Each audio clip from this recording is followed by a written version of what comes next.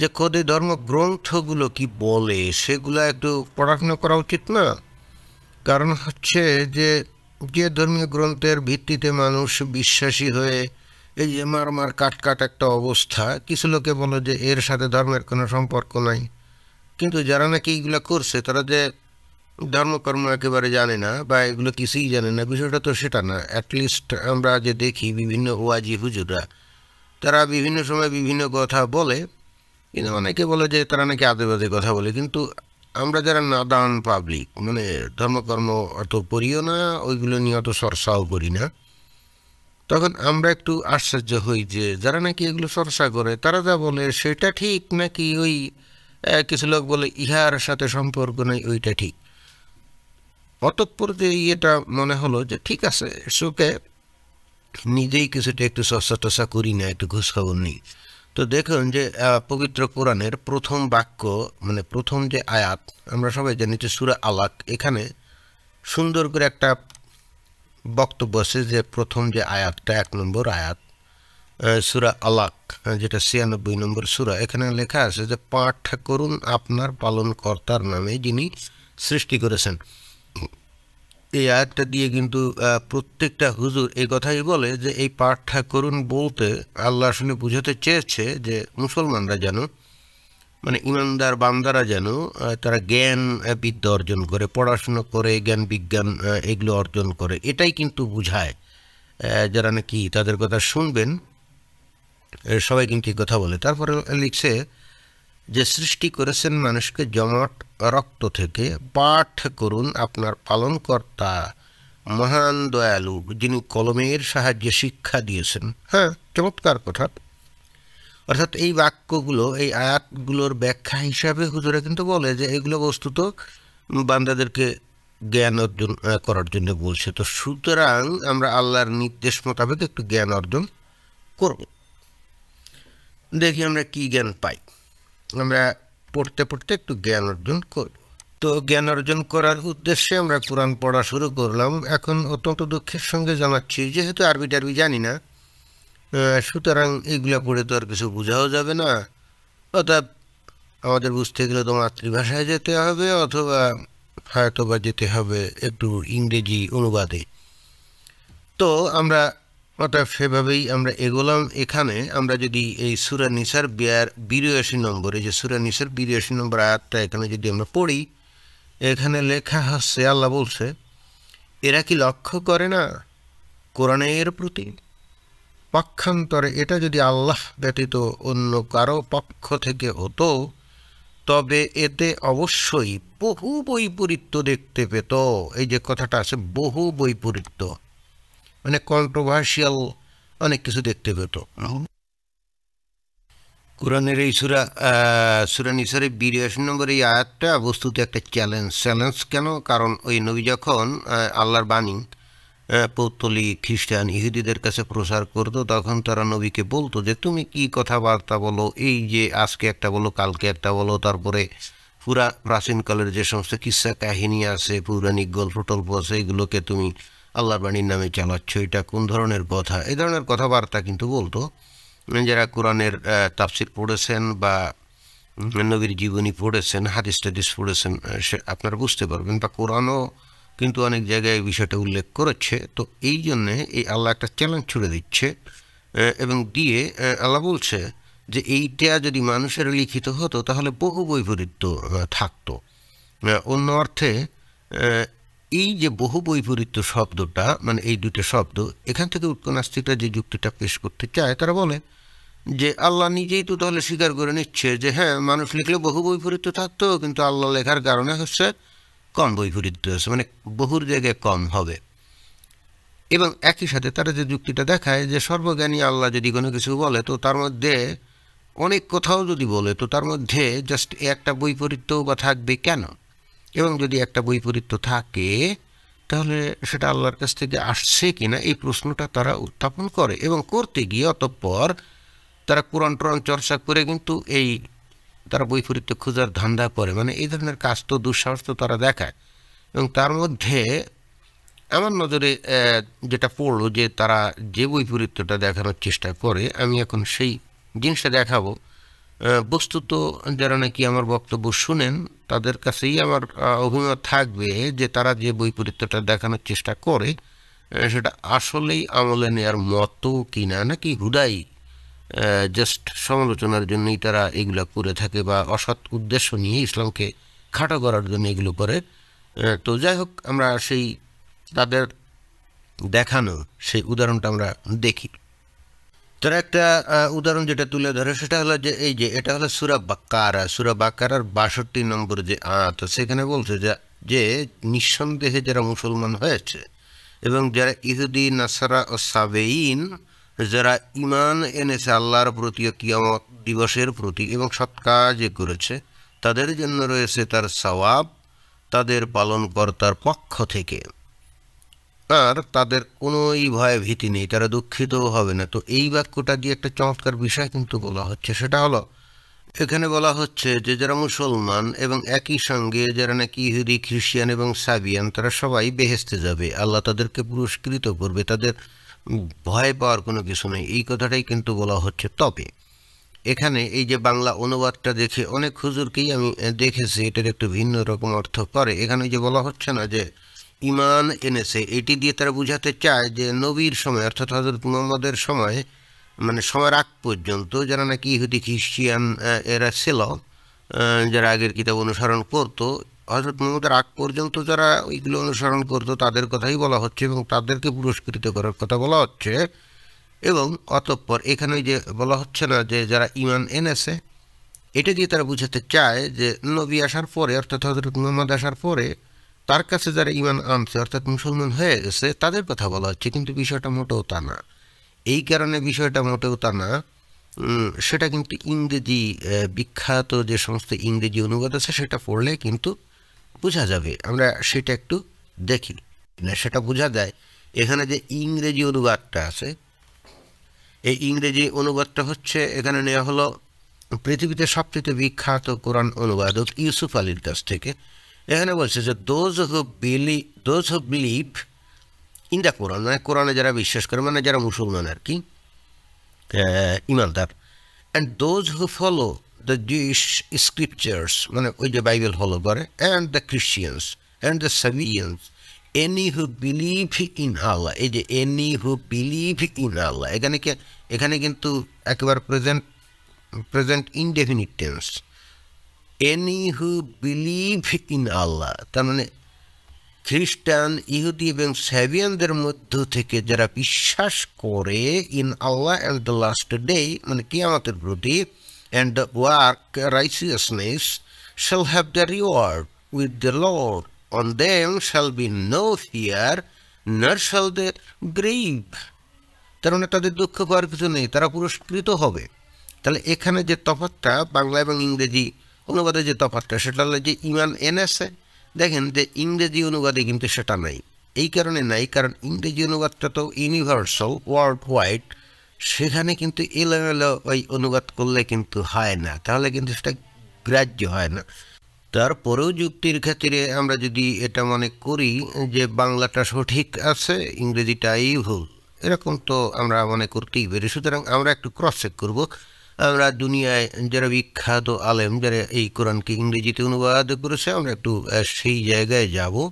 তো সেই জায়গায় কিন্তু খুব ইজিলি যাওয়া যায়। islamowakened.com বলে একটা সাইট আছে, ওখানে দুনিয়ায় যত বিখ্যাত আলেম আছে সবারই ইংরেজি অনুবাদ আছে। আমরা একটু সেখানে গিয়ে এই আয়াতটা অর্থাৎ এই সূরা বাকারার এই ৬২ নম্বর আয়াতটা আমরা একটু ক্রস চেক করব।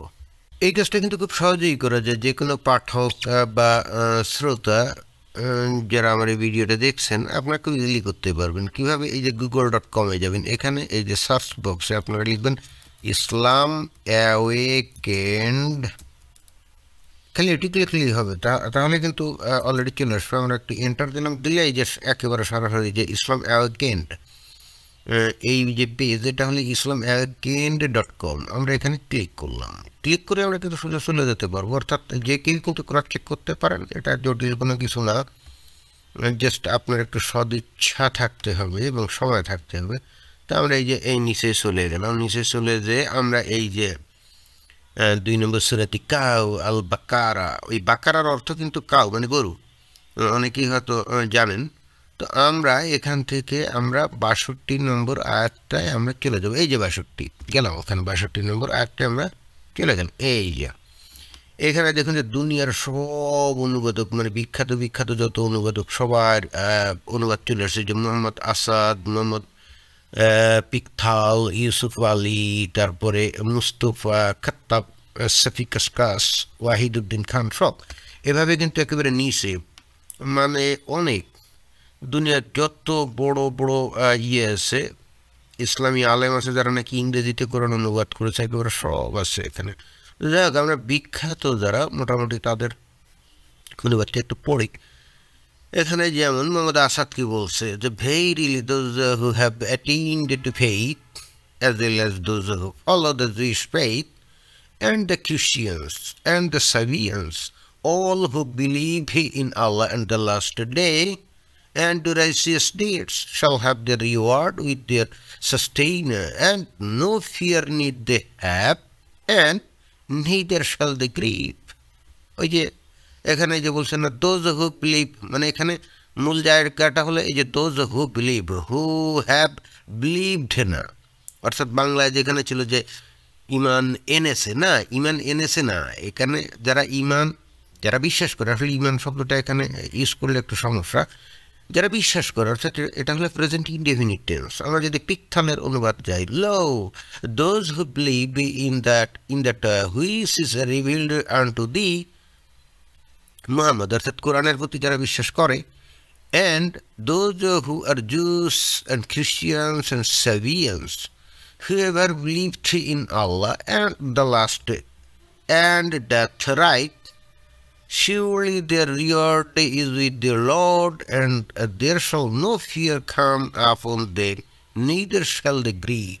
চমৎকার কথা। এই যে দেখেন, এই যে হুইভার বিলিভড, এই যে এটা আবার মিডিল এজের ইংরেজি ইউজ করছে পিকথাল, মিডিল এজের, মানে এই যে বিলিভ এই শব্দটা ইউজ করছে, যেটা এখন আধুনিক যুগে ইউজ হয় না।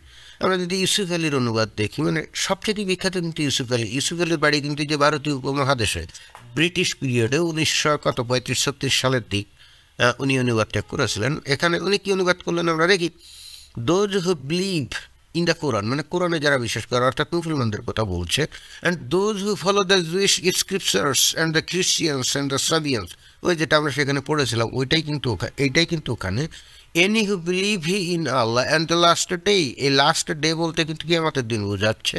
এই যে এখানে এনি হু বিলিভ ইন আল্লাহ, অর্থাৎ প্রেজেন্ট ইনডেফিনিট, যারাই নাকি আল্লাহ এবং কিয়ামতে বিশ্বাস করে, and work righteousness shall have their reward with the Lord, on them shall be no fear, nor shall they grieve.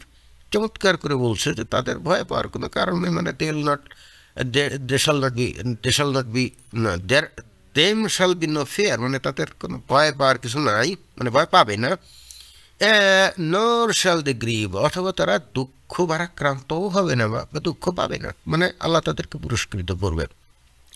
এখন এই জায়গায় যে কোনো কৌতূহলী ব্যক্তি মাত্র সমস্ত ওই অনুবাদ এখানে পড়ে দেখতে পারো, ওই একই কথাই আছে। তাহলে আমরা কিন্তু নিশ্চিত হলাম, এখানে একটা বাক্য খুব স্পষ্ট করে বলে দিল, নবীর সময়ে যখন উনি ইসলাম প্রচার করছেন, তখন পরিষ্কারভাবে নবী কোরআনের বাণীর মাধ্যমে, অর্থাৎ আল্লাহ তাকে বলে দিল যে তুমি এই কথাগুলো তাদেরকে বলে দাও যে হে মুসলমান, হে খ্রিস্টান, হে জু, হে সাবিয়ান, তোমাদের কোনো ভয় নেই, তোমরা যে যে জাত ধর্ম পালন করছো এর জন্য আল্লাহ তোমাদেরকে পুরস্কৃত করবে। এখানে বুঝতে হবে, অনেকে এলোমেলো যুক্তি তর্ক খাড়া করতে পারে যে এখানে তো একটা শর্ত আছে যে আল্লাহতে বিশ্বাস করতে হবে এবং কিয়ামতে বিশ্বাস করতে হবে। মুশকিলটা হচ্ছে তারা ভুলেই যায় যে ইসলাম কিন্তু আব্রাহামিক রিলিজিয়নের ধারায় সর্বশেষ ধর্ম হিসাবে দাবি করে, এবং তার অর্থটা হচ্ছে যে কোরআনের যে আল্লাহ, সেই আল্লাহই কিন্তু ওই যে বাইবেল, মানে তৌরাত কিতাবে যে যাকে ঈশ্বর বলা হয়, সেই ঈশ্বরকেই কিন্তু কোরআনের আল্লাহ হিসাবে হযরত মুহাম্মদ সাল্লাল্লাহু আলাইহি ওয়াসাল্লাম গ্রহণ করে নিয়েছেন। এই জিনিসগুলো অনেকেই আসলে বুঝে না, স্টাডি তো করে না, এই জন্য বুঝে না। এখানে আল্লাহ এবং বাইবেলের ঈশ্বর কিন্তু এক, সেটাই কিন্তু হযরত মুহাম্মদ বারবার বলছেন, এবং সেই জন্যই উনি বলছেন যে আমি আব্রাহামিক ধারার একজন নবী, ইব্রাহিম, ইসমাইল, ইসাক, তারপরে ওই যে মুসা, দাউদ, সোলেমান, ঈসা এর ধারাবাহিকতায় আমি নবী। তো কিসে মানে ও, তার অর্থ হচ্ছে যে ওদের যে আল্লাহ ছিল বা গড ছিল সেই গডই আমাদের নবীর গড। তা এই ওদের গডের পরিচয় আমরা কোথায় পাই? তৌরাত কিতাবে পাই, ইনজিল কিতাবে পাই। তো সেই গডই হলো কোরআনের আল্লাহ। এই জিনিসটা বুঝতে হবে। আমি এটা দিয়ে যেটা বুঝাতে চাচ্ছি, মানে আমি যেটা জেনেছি এই যে উৎকো নাস্তিকদের কাছ থেকে, সেটা হলো যে তারা বলতে চায় যে ইহুদিরাও তো ওই এক আল্লাহতে বিশ্বাস করে এবং তারাও তো কিয়ামতে বিশ্বাস করে, কারণ তৌরাতে এই বিষয়গুলো তো আছে। এবং একই সঙ্গে খ্রিস্টানরাও তো ওই যে আল্লাহতে বিশ্বাস করে এবং তারাও তো কিয়ামতে বিশ্বাস করে, লাস্ট ডেতে বিশ্বাস করে। সেভিয়ানরাও তো তারা ওই যে আল্লাহতে বিশ্বাস করে এবং তারা লাস্ট ডেতে বিশ্বাস করে। যদি তাই হয়, এই কন্ডিশন তো তারা ফলো করে। যেহেতু কোরআন এই দুইটা কন্ডিশনের কথা বলা হচ্ছে, যারা নাকি এই দুইটা কন্ডিশন ফুলফিল করবে, দে উইল গো টু জান্নাহ, they will go to heaven, they will go to paradise, so they will have no fear and they will be rewarded by the almighty creator, right? এবং ওই একই কথা কিন্তু সূরা আল মাইদা মানে 5 নম্বর সূরার এই যে 69 নম্বর যে আয়াত, এই একই কথা কিন্তু এখানেও বলা আছে, যে বাংলা আছে।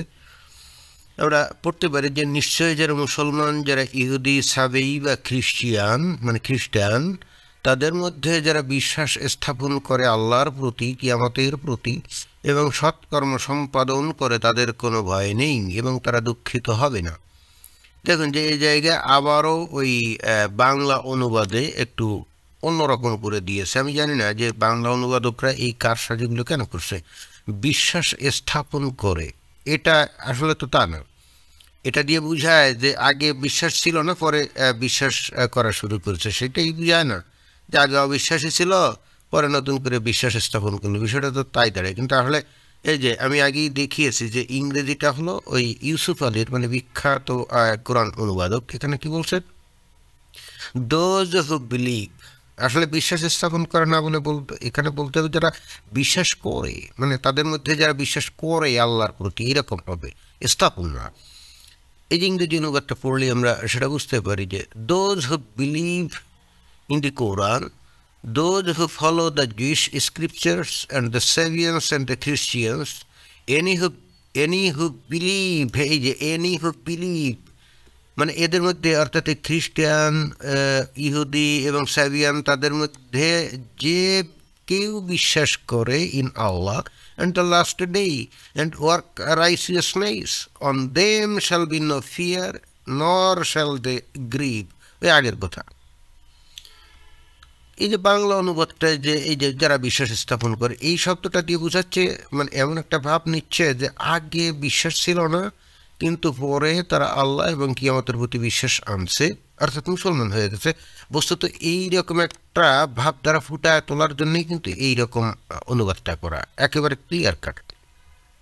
কিন্তু ইংরেজিতে কিন্তু এই ধরনের কোনো বিষয় টিষয় নেই, যে কি ওই যে ক্রস চেক করে দেখতে পারেন যে এনি হু বিলিভ, বিশ্বাস স্থাপন করা আর বিশ্বাস করা এক জিনিস না। স্থাপন করা ওই যে আগে বললাম যে আগে বিশ্বাস করতো না, পরে বিশ্বাস শুরু করলো আর কি, সেইটা। কিন্তু বিশ্বাস করে বলতে অতীতকাল থেকেই তারা বিশ্বাস করে আসছে, এবং এটা প্রেজেন্ট ইনডেফিনিট টেন্স, এই কারণে যে আসলে এটা একটা চিরন্তন, অর্থাৎ যারাই নাকি এই বিশ্বাসগুলো করে, অর্থাৎ আল্লাহর প্রতি এবং কিয়ামতের প্রতি। এবং আমরা জানি যে ইহুদিরাও ওই আল্লাহর প্রতি বিশ্বাস করে, কিয়ামতের প্রতি বিশ্বাস করে, তারপরে খ্রিস্টানরা তো করে, সাবিয়ানরাও করে। সুতরাং তাদের জন্যে আবারও আল্লাহ নিশ্চয়তা দিচ্ছে যে তাদের কোনো ভয় নেই এবং তারা বেহেশতে যাবে। অথচ এই যে সূরা আল ইমরানের এই যে 19 নম্বর আয়াতে এসে আল্লাহ বলছে যে নিঃসন্দেহে আল্লাহর নিকট গ্রহণযোগ্য দিন মানে ধর্ম একমাত্র ইসলাম। এতক্ষণ ধরে আল্লাহ কিন্তু বলল যে তোমরা ইহুদি হও, খ্রিস্টান হও, সাবিয়ান হও, কোনো সমস্যা নাই, তোমরা যদি আল্লাহ এবং সেই কিয়ামত দিবসে বিশ্বাস করো তাহলে তোমরা পুরস্কৃত হবে। এবং আমরা খুব ভালো করেই জানি যে এই ইহুদি এবং খ্রিস্টান, অন্তত এদের সম্পর্কে তো জানি, এরা তো আল্লাহ এবং সেই কিয়ামত এই দুইটা জিনিসে বিশ্বাস করে। আমরা তো সবাই জানি যে খ্রিস্টান এবং ইহুদিরা সেই কিয়ামত দিনের জন্য কিন্তু তারা অপেক্ষা করছে এবং তারাও বিশ্বাস করে যে second coming of Jesus will happen and maybe it's very near. এবং তারাও কিন্তু ওই যে যিশুর দ্বিতীয় যে আগমন এটার জন্য অপেক্ষা করে, মুসলমানরাও তো পড়ে। তো ওই জিনিস দুইটার ব্যাপারে তো মুসলমান, ইহুদি, খ্রিস্টানের তো কোনো সমস্যা নাই। তাহলে তাই যদি হয়, এতক্ষণ বলে আসলো যে ওই দুইটা কন্ডিশন ফুলফিল করলে তাদের কোনো সমস্যা নাই, তারা রিওয়ার্ডেড হবে, তারা বেহেস্তে যাবে, কোনো চিন্তা নেই, তাদের ভয় পাওয়ার কোনো কারণে। অথচ এই যে সূরা আল ইমরানে এসে একেবারে ক্লিয়ারলি বলে দিচ্ছে যে নিঃসন্দেহে আল্লাহর নিকট গ্রহণযোগ্য দিন একমাত্র ইসলাম। তাহলে আগে যে কথাগুলো বললো এইগুলো কি তাহলে কি ওই যে উৎক নাস্তিকরা এই এই এই জিনিসগুলোই নিয়ে প্রশ্ন করে, তাহলে এটা কি, এটা তো তাহলে তো কেমন হয়ে গেল? আগে একটা কথা বললো, এখন এটা তো ভিন্ন হয়ে গেল।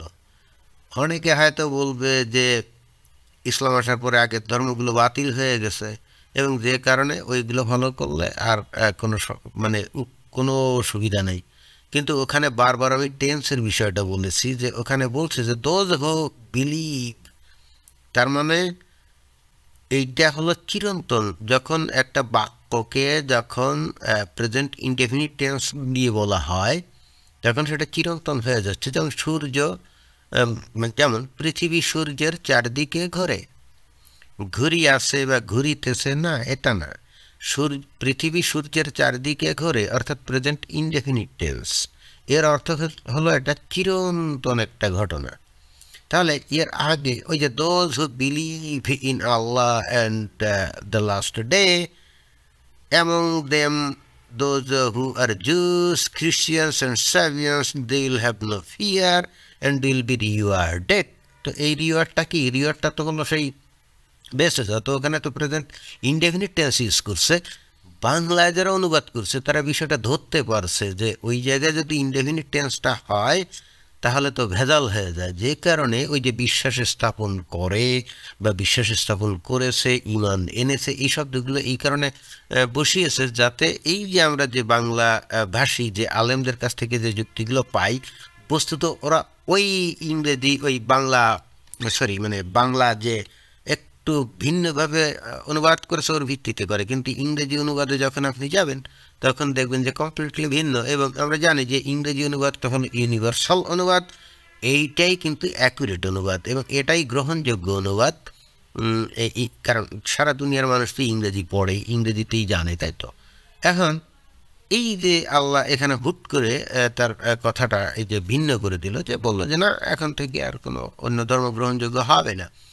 এখন সবচেয়ে মজার বিষয়, এই জায়গায় তো আসলে যে গভীরভাবে পর্যবেক্ষণ করে না, খোঁজও নেয় না।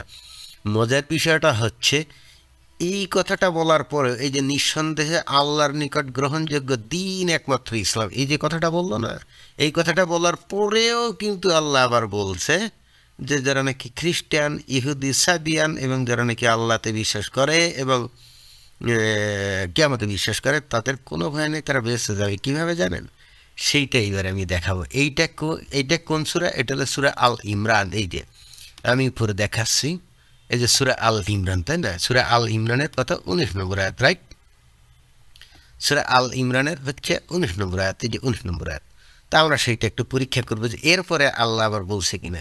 আমি তাও বলে দিই এখানে, এটা সূরা আল ইমরানেরও অনেক পরে সূরা মাইদার যে আয়াতটা আমি একটু আগে পড়লাম না, সূরা মাইদার যে আয়াতটা একটু আগে পড়েছি, সূরা মাইদা কিন্তু নাজিল হয় মদিনার জীবনের একেবারে নবীর একেবারে শেষের দিকে, আর সূরা আল ইমরান নাজিল হয় কিন্তু নবীর জীবনের মদিনার জীবনের প্রথম দিকে। অর্থাৎ আল ইমরান থেকে মাইদা নাজিলের মাঝখানে মিনিমাম 5 থেকে 6 বছরের ডিফারেন্স। অর্থাৎ এই সূরা আল ইমরানের পরেই কিন্তু ওই সূরা মাইদা নাজিল হয়। আমি যে সূরা মাইদার যে 69 নম্বর যে আয়াতটা দেখালাম না, ওখানে কি বলছে আমরা সেটা আবারও একটু দেখতে পারি। আমরা সেটা আবারও এখান থেকেই ডাইরেক্টলি দেখতে পারি, যে আমরা এখানে আছে তো আমরা ক্লিয়ারলি এখান থেকে ডাইরেক্টলি আমরা দেখতে পারি। এই যে সূরা মাইদা আমরা ডাইরেক্টলি এখান থেকে দেখতে পারি। সূরা মাইদার যে 69 নম্বর আয়াতটা আমরা দেখলাম না, কে আমরা ক্লিয়ার কাট এখানে দেখতে পারি যে এই যে 69 নম্বরে কিন্তু কি বলতেছে, এই যে এই যে যারা মুসলমান, যারা ইহুদি, সাবেই, খ্রিস্টান, তাদের মধ্যে যারা বিশ্বাস স্থাপন করে আল্লাহর প্রতি, কিয়ামতের প্রতি এবং সৎকর্ম করে, তাদের কোনো ভয় নেই, তারা দুঃখিত হবে না। অর্থাৎ আল ইমরান বলার ওই যে একমাত্র দিন হলো ইসলাম, তারপরে 5-6 বছর পরে ওই একই আল্লাহ কিন্তু এই কথাটা বলছেন, তাহলে এটা এত কেমন হয়ে গেল? মানে হয়তো বলবে যে আল ইমরান আগে নাজিল হয়েছিল আর মায়েদা পরে নাজিল হয়েছিল, এটারই যথার্থতা কি? এটাও খুব ইজিলি কিন্তু বাইর করে দেয়। কীভাবে? আসলে এখন এই ইন্টারনেট, কম্পিউটার, গুগল, এই জিনিসগুলো আমাদের সব ইনফরমেশনগুলো উইদিন সেকেন্ডস আমরা বার করতে পারি। আমরা আবার এখানে গুগল ইয়েতে যেতে পারি, মানে গুগল বক্সে গেলাম, যে এই জায়গায় logical order of Quran versus আমরা লিখলাম। Chronological order of Quran versus মানে কি? মানে কোরআনের বাণীগুলো কোনটার পরে কোনটা নাজিল হয়েছিল, এই যে ধারাবাহিক যে অর্ডার, তা আমরা এখানে ধারাবাহিক এই অর্ডারে আমরা গেলাম, যে এখানে এই যে পাওয়া গেল wikislam.net-এ এখানে আছে, আরও আছে, এখানে আরও অনেক পেজ আছে, যে কোনোটাই গেলেই হবে। আমরা এই যে দেখতে পাচ্ছি এই যে ক্রোনোলজিক্যাল অর্ডার, মানে সময় ক্রম অনুযায়ী। এই যে দেখুন যে ক্রোনোলজিক্যাল অর্ডার, প্রথমে যেটা নাজিল হয়েছে সূরা আলাক, তারপরে সূরা কালাম, তারপরে নাজিল হয়েছে কি সূরা আল মুজাম্মিল, তারপরে মুদাসসির, তাই তো? এইভাবে যেতে যেতে যেতে যেতে এই যে আমরা চলে গেলাম নিচে, যে আমরা দেখলাম, আর এখানে কি দেখলাম 86 নম্বরে 87 নম্বরে নাজিল হয়েছিল আল বাকারা, এবং এটা এই যে মেদিনায়। এর আগ পর্যন্ত যে সবগুলো কিন্তু মক্কা, অর্থাৎ 86টা সূরা কিন্তু মক্কায় নাজিল হয়েছিল। তারপরে 87 নম্বরে এসে বাকারা মদিনাতে নাজিল হয়েছে, তাই তো? আমরা এবার দেখি যে আল ইমরান কখন নাজিল হয়েছে। 89তে যে আল ইমরান, এই আল ইমরানে কি বললো আল্লাহ? আল ইমরানে কি বললো? 19 নম্বর আয়াতে বলল যে আল্লাহর কাছে একমাত্র ধর্ম বা দিন হলো ইসলাম, এবং এছাড়া আর কোনোটা গ্রাহ্য হবে না, রাইট? এই যে কত 89 নম্বর সূরার এই আল ইমরানের আয়াতে। এইবার আমরা দেখি মায়েদা এসে আবার বলতেছে, সূরা মায়েদা, এই যে আমরা আরো গেলাম নিচে নিচে, এই যে দেখেন 112, অর্থাৎ একেবারে নবীর জীবনের একেবারে শেষের দিকে। তারপরে মাত্র 2টা সূরা নাজিল হয়েছে, সূরা তাওবা যেটা নাকি একটু বড় 129টা আয়াত, আর সূরা আন-নাসর এই যে মাত্র 3টা আয়াত। তার মানে একেবারে লাস্টে 112 নম্বর এই সূরা আল মায়েদার 69 নম্বর আয়াতে কি আছে আমরা দেখি আবারও। আমরা 69 নম্বরে মানে সূরা আল মায়েদার 69 নম্বরে আবারও বলছে আল্লাহ যে যারা মুসলমান, যারা খ্রিস্টান, যারা ইহুদি, যারা সাবিয়ান, যারা আল্লাহ এবং রোজ মানে কিয়ামতে বিশ্বাস করে, তাদের কোনো ভয় নেই। তাহলে এর 6-7 বছর আগে আল্লাহ বললো যে একমাত্র গ্রহণযোগ্য ধর্ম হলো ইসলাম। তার 5-6 বছর এসে বলছে আল্লাহ যে হ্যাঁ, ইহুদি খ্রিস্টান ওদের কোনো ভয় নেই, ওরা তো আল্লাহ এবং ওই পরকালে বিশ্বাস, মানে পরকালের যে বিচার এটাতে বিশ্বাস করে। এখন আমি নিজে পড়লাম, বিষয়টা হচ্ছে আমার নিজের এইগুলো ছিল না, ওই যে উৎক নাস্তিক আছে যেগুলো এই যে সারাক্ষণ নানা রকম পড়াশোনা গবেষণা করে, তো তারা এই পয়েন্টটা উত্থাপন করলো। তো আমি এগুলো একটু ক্রস চেক করে দেখলাম ওদের কথা অনুযায়ী, তো দেখলাম যে আসলেই তো আল্লাহ একবার বলছে যে ইহুদি খ্রিস্টান সাবিয়ান ওরা আল্লাহ এবং কিয়ামতে যদি বিশ্বাস করে তাহলে তাদের ভয় নেই। পরে আল্লাহ এসে বলছে যে না, একমাত্র দিন ধর্ম হলো ইসলাম, এছাড়া আর কোনো কিছু গ্রহণযোগ্য হবে না। তার মানে হচ্ছে যে যারা নাকি খ্রিস্টান, ইহুদি, সাবিয়ান, তাদের কোনোই লাভ নেই, কারণ তারা তো আর ওই ইসলাম গ্রহণ করেনি। অথচ এই কথা বলে আবার 5-7 বছর পরে এই যে ক্রোনোলজিক্যাল অর্ডার, কেন? কারণ এটা কেন জানতে হবে, নইলে আপনি তো বুঝবেন না। কোরআন পড়তে গেলে আপনাকে ক্রোনোলজিক্যাল অর্ডার অবশ্যই জানতে হবে, তাহলে কোরআনের কোনো অর্থই বোঝা যাবে না। তাহলে একেবারে নবীর জীবনের একেবারে লাস্টে মারা যাওয়ার হয়তো 2-3 বছর আগে, 2-2.5 বছর আগে যেটা নাজিল হলো সূরা আল মাইদার 69 এসে বলছে না, যারা নাকি খ্রিস্টান, ইহুদি, সাবিয়ান আল্লাহতে বিশ্বাস করলে আর তারপরে ওই সেই বিচারে বিশ্বাস করলে তারা বেঁচতে যাবে। তাহলে উৎক নাস্তিকরা বলছে তাহলে আল্লাহ না আগে বলছিল, মানে উৎক নাস্তিকদের বক্তব্য হচ্ছে যে আল্লাহ ওই যে একটা আয়াতে বললো না যে তারা যদি এটা যদি মানুষের তৈরি হতো বহু বৈপরীত্য দেখতে পেত, তো ওদের বক্তব্য ছিল তাহলে কম বৈপরীত্য আছে, আল্লাহর লেখা যেহেতু কম বৈপরীত্য আছে। তো আমরা দেখলাম যে মানে তাদের যুক্তি অনুযায়ী তারা এই বৈপরীত্যটা দেখালো যে হ্যাঁ, এইটা একটা বৈপরীত্য আছে, আল্লাহ এক জায়গায় এক কথা বলছে, পরে অন্য একটা কথা বলছে, এটা তারা দেখাচ্ছে। এবং দেখিয়ে তারা বলছে যে যদি এটা সর্বজ্ঞানী আল্লাহর প্রতি লিখিত হয়ে থাকে তাহলে তো তার কথায় একটা বৈপরীত্যও থাকবে না। এখন এই প্রসঙ্গটার কেন অবতারণা করলাম? এই কারণে অবতারণা করলাম যে আমরা দেখেছি যে বাংলাদেশে বা বাংলা ভাষী যে মুসলমান আছে তারা কোরআন হাদিস কতটা পড়ে আমরা ঠিক জানি না, কিন্তু তারা কিন্তু একটা কথা খুব দৃঢ়ভাবে বলে যে আল্লাহর কোরআনে কোনো কন্ট্রোভার্সিয়াল কিছু নেই, কোনো বৈপরীত্য নেই, কোনো এই ধরনের কিছু নেই। কিন্তু আমরা যখন এগুলো পড়তে যাই তখন তো তাদের ওই কথা বা বিশ্বাসের সাথে তো বাস্তবের কোনো মিল দেখি না বা দেখা যাচ্ছে না। অ্যাটলিস্ট উটকো নাস্তিকদের এই যে পড়াশুনো বা দেখাশোনার ভিত্তিতে তারা যেটা বললাম সেটা তুলে ধরলাম। এখন এই উটকো নাস্তিকরা তো আমাকেও প্রশ্ন করে যে এই তো বৈপরীত্য আছে, তো আমি তো আসলে এটার কোনো উত্তর দিতে পারি না। এখন এই ভিডিওটা করলাম, যদি কোনো জ্ঞানী গুণী আলেম এসে যদি একটু ব্যাখ্যা ট্যাখ্যা করে দিত মনে হয় যে সেটা ভালো হতো। তাহলে উটকো নাস্তিকদের ওই যে দাঁত ভাঙা জবাব আমি দিয়ে দিতাম। ধন্যবাদ সবাইকে।